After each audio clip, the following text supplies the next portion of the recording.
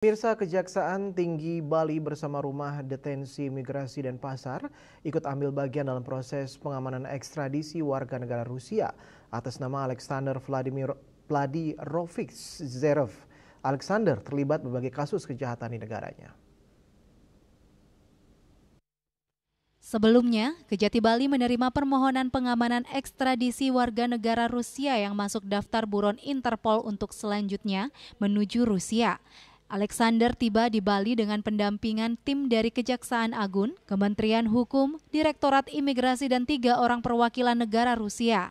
Sedangkan yang menjemput dari Kejaksaan yakni Asisten Intelijen Kejati Bali, Kajari Denpasar dan Kajari Badung yang mana masing-masing didampingi tim intelijennya, Direskrimum Polda Bali, Direktorat Jenderal Imigrasi Kanwil Bali dan Kapolres Bandara.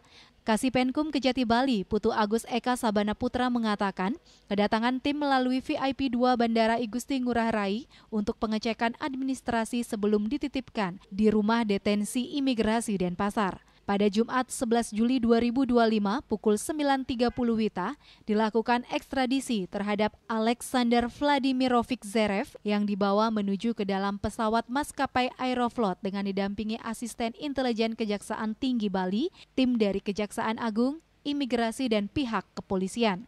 Putu Eka Sabana menambahkan, ekstradisi diberikan kepada Alexander Vladimir Zerev karena melakukan tindak pidana di wilayah hukum negara Federasi Rusia dan bersangkutan adalah warga negara Rusia.